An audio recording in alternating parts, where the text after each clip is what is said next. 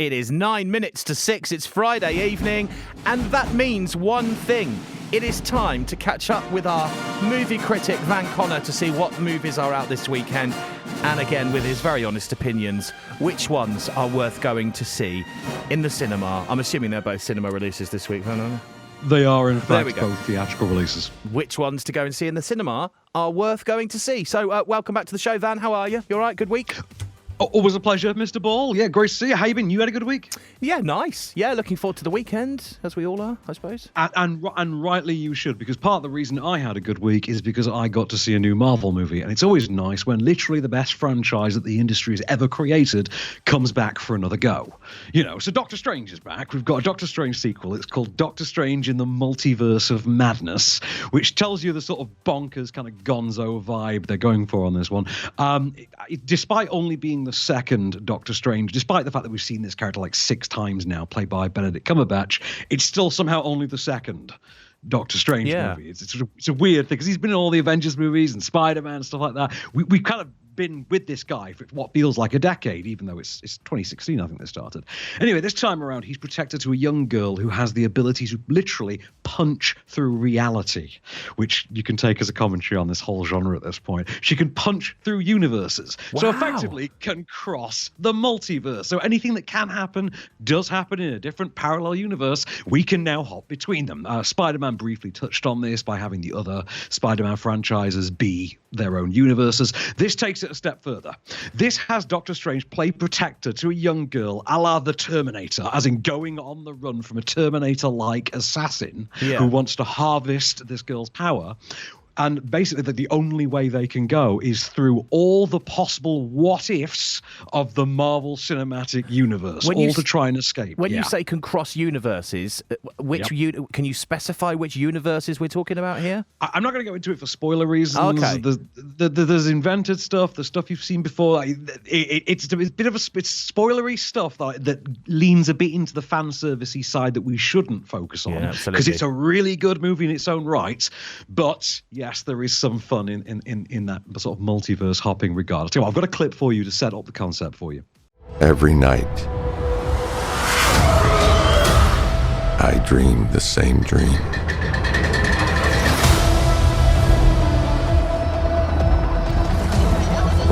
I did what I had to do to protect our world. You opened the doorway between universes. Then the nightmare begins. But I never meant for any of this to happen. You cannot control everything, Strange. See, it sounds to me like it matches up to all other Marvel movies, or most other Marvel movies. I thought this was really good. First of all, it's directed by Sam Raimi, who kind of invented this genre in one sense. He's one of the architects of its revival at the start of this century with the Spider-Man movies, with the original Tobey Maguire Spider-Man movies. Yeah. But before that, he was a legendary horror maker. Like, this is the guy that gave us The Evil Dead. You know, he was one of the footholds of, 80s VHS horror. And along the way, he just became a really accomplished filmmaker. And when you see this, and it's now him returning to the comic book genre, it's him now an even more accomplished filmmaker. It's him returning to a movie for the first time since that was the Wizard of Oz one, the James Franco Oz one from a decade ago that we've all long forgotten about and no one's ever seen a second time. First one since that. Oz the Great and Powerful. That was it. I didn't even watch it the first time. That's more thought than anyone has ever given to Oz the Great and Powerful. To see him come back, he delivers a really solid, really robust, really thrilling, but actually really well-presented film. It stands apart from the other Marvel movies, not just by having that Doctor Strange-specific surrealist trippiness, but also just in terms of the stature of its filmmaking. I think it's a really great vision of this character and a really wild ride. There's lots of fun to be had, there's lots of thrills, but there is bags of heart as well, and there's great filmmaking at the core. And it does have a couple of endings that you only get to pull off if your name is Sam Raimi. Amazing. And this is out in the cinemas this weekend, right now. Cinemas from yesterday, but yeah, you can go from today. All right, we've got a minute and a half to talk about your second choice, Wake Up Punk. Any good? Well, I think we've got the clip that's like 30 seconds. Let's let the clip take it away. The clip should actually spell out what the documentary is about.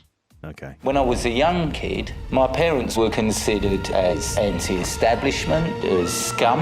It wasn't like it is now. My mother is a national treasure. We had T-shirts telling you how to make bombs. They didn't take them, they only took the sex ones. And they said, if you do this anymore, you'll have to go to jail. Malcolm McLaren wanted to cause maximum chaos. He was just like a kid who wanted to take the bottom tin of beans from a supermarket display to see them tumble. Poor old Sid was his mother's victim. What's actually wrong with what I'm wearing? You look so bloody boring, I cannot believe it. I agree with you. All I'm going to say is wow. Well, you can hear Vivienne Westwood in there. You can hear the voice of Malcolm McLaren, and of course, Joe Corey. First of all, I don't need a man in a suit that costs more than my car to tell me about what punk really means. You know what I'm saying? And that is basically the central thesis of this.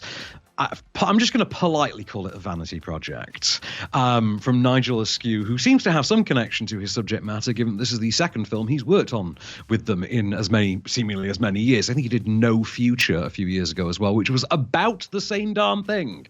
The idea that we're hearing, about what really matters in society from a man that can afford to literally set fire to £5 million worth of merchandise to prove a point.